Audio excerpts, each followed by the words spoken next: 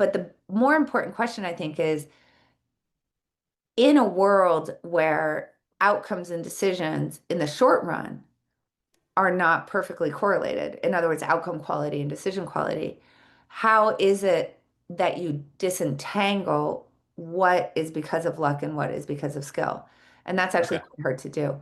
So, um, let me explain what I mean. So if you're playing chess, um, you don't need to see the game that's played to know that the winner made better decisions than the loser on average. And that's even true if like the loser mostly made better decisions that but then made a fatal error. You can safely say that, well, that means they made worse decisions because they made a fatal error, right?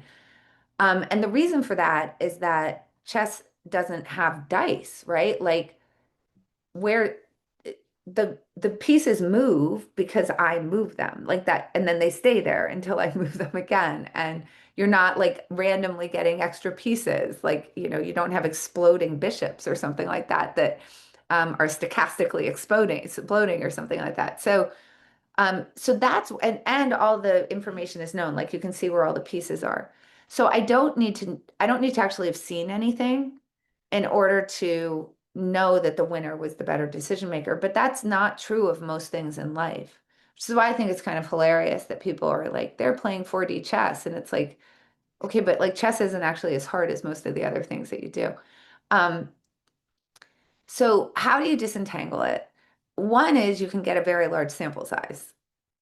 So that's one way that you can do it, right? If you want to figure out if a coin is fair, and you can't weigh it, right? You don't have access to be able to weigh it. You're just going to have to flip it enough times to know that the coin is actually fair, that it's going to land 50-50, right? And that's going to be some number of times that you're going to have to do that, right? So you could gather a big sample.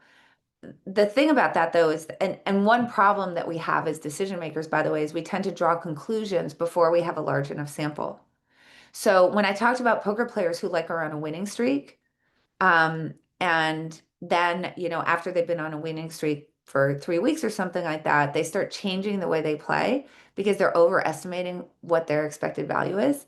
That's because they're making judgments off a sample size that's too small for the volatility, right? It's not, the sample size isn't overcoming the volatility to give you the truth. And that's a problem that we have as decision makers is we tend to make